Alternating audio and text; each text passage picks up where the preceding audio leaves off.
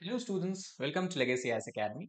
So in this video we are going to discuss about a concept in ethics or also in philosophy, what we can say ethical egoism. So ethical egoism basically refers to the philosophy of self-interest, how self-interest can cause harm in some cases and can be beneficial for individual, but also many times it can be beneficial for it can be harmful for the society in general.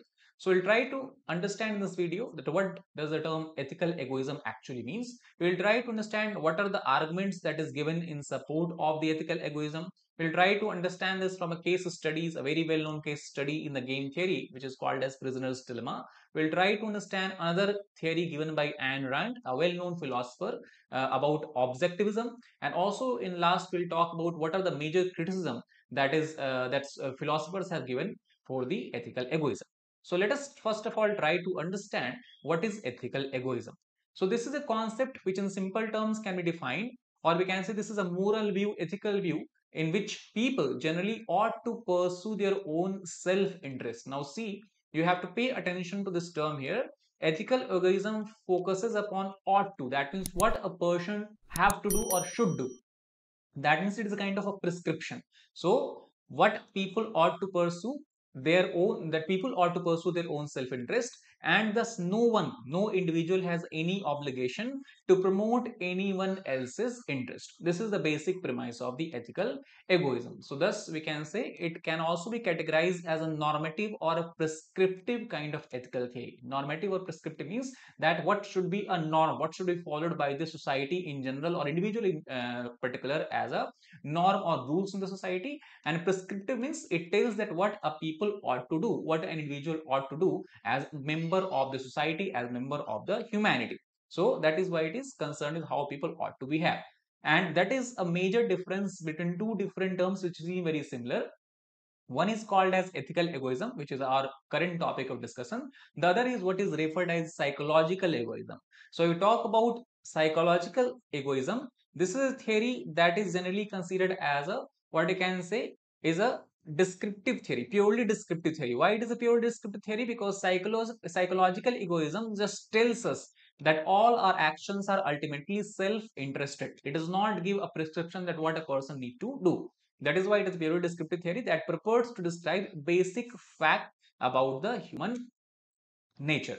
That is about the ethical egoism. So in simple terms, if you want to sum up what we have discussed about ethical egoism, it simply says that I love myself, that's all that matters. That is what we can say is the punchline of ethical egoism. That means I just care about myself. I do not care that my interest or my actions have what kind of effect on the other people or on the society. Now, as far as the ethical egoism is concerned, though it has been given, the theory come into existence somewhere in the 16th 17th century, but largely it was made popular by the book written by Adam Smith, a well-known economist, and the popular book The Wealth of Nation. And that book he has clearly mentioned that everyone who is pursuing his or her own self-interest is the best way to promote the general good. That means Adam Smith believed that an individual single-mindedly pursue the gratification of their own vain and insatiable desires, when they do whatever pleases them, when they take part in such actions which make them happier, then they unintentionally, for example, if an individual is involved in action which is making him or her happy, he has no intention to make other people or other society happy. But Adam Smith says here that, but even though it seems that as if led by an individual hand, benefit society as a whole. And that is from here very popular theory of invisible hand has been given by Adam Smith. Simple example you can take, suppose you are an individual who wanted to buy a car.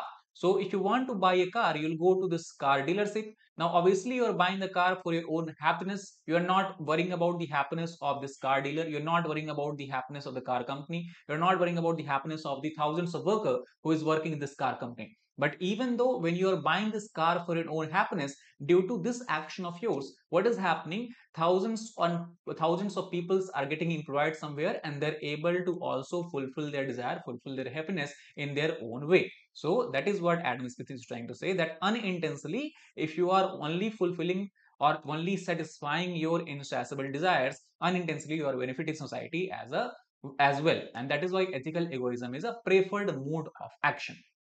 because he says that nothing can motivate an individual more than his and her own desires and her own happiness, and thus he says they are much more motivated to work hard to benefit themselves than to achieve any other goal. However, the critiques of the ethical egoism, they try to find out, or they try to prove that this attitude, if they can prove that the attitude of ethical egoism, this attitude of pursuing one's own self-interest, if it is not promoting the general good, then those who advance the argument of ethical egoism would presumably stop advocating egoism. So as far as critics are concerned, they are focusing upon to disapprove the point that has been mentioned by the Adam Smith. So we'll try to understand that in what cases or in what situation ethical egoism might not work for the benefit of individual or the society. So we'll take a very popular example from the game theory, which is called as prisoner's dilemma, and when egoism is not the right way in this case. So to give you a background of this prisoner's dilemma, suppose we are in a thought experiment or a case study where two individuals are there. One we can say is prisoner A, other is prisoner B. So both have been arrested by the police authorities and both have been placed in different holding cell, and both are being interviewed by a separate individual or even same individual but at different time. Now suppose the police personnel who is interviewing the prisoner A, he come to him and say that if you confess, and if suppose prisoner B do not confess to the crime, in that case what will happen? You will be freed up, that means you are free to go, but prisoner B will receive 20 years as an imprisonment. On the other hand, if you confess and prisoner B also confesses, then both of you will get 5 years in prison. Other possibility is that if prisoner B remains silent and you also remain silent, that means none of you are confessing about the crime, then you will get then you both of you will get one year as prison imprisonment. But if you remain silent and prisoner B confesses, then you will get 20 years and prisoner B will be freed. So these are the four situations that a prisoner A and B both have to take into consideration when they are deciding whether to confess the crimes or do not confess the crime. Now, if we go by the logic of ethical egoism, one has to preserve one's own self-interest. But in this case, this will not work, because we can see that in this case, if you are working for your own self-interest, you're not taking into account the what I can say, the interest of the prisoner B. In that case, both of you will get five years in imprisonment, or five years in the prison. But if you are also taking into account that prisoner B will also remain silent and prisoner I will also remain silent, in that case both of you will get one year as imprisonment. So this approach where you are getting one year as imprisonment is not as per ethical egoism, while this as per ethical egoism, if you go by this, then you have a high probability both of you will get five years as imprisonment. So that is why from this prisoner's dilemma what we can say, or what we can conclude, that it is not always in your best interest to pursue your own self-interest without the concern for others. However, sacrificing your own interest for the good of others denies the fundamental value or of your own life to yourself. That is why in this case the best thing will be for both of them to remain silent, not confess. But as per ethical egoism, one can confess so that he is able to get 0 years, but the probability is both of them will get five years. So with respect to this, another theory has been given which is called as Objectivism. The main proponent of Objectivism was a well-known philosopher, Ayn Rand, and she said that as far as the Judeo-Christian moral tradition is concerned, from which the most of the Western philosophy heavily derives, it also includes which also includes in modern time we have liberalism, the value of liberalism and socialism. It pushes an ethics of altruism. That means one should be doing something which is benefiting the society, which is benefiting the other, even at the same time he or she is not able to satisfy his or her desire. So this is something people are routinely praised for doing. They are also encouraged for being an altruistic person, and some circumstances they will require to do such when you are paying taxes to support the needy. Obviously, if you're earning your money, this is your hard earned money, you can say that I will use all this money for my own self pleasure and will not give the taxes. But the giving of taxes is also an example of ethical altruism, which is generally proposed, or which is generally basically what you can say is praised by the society.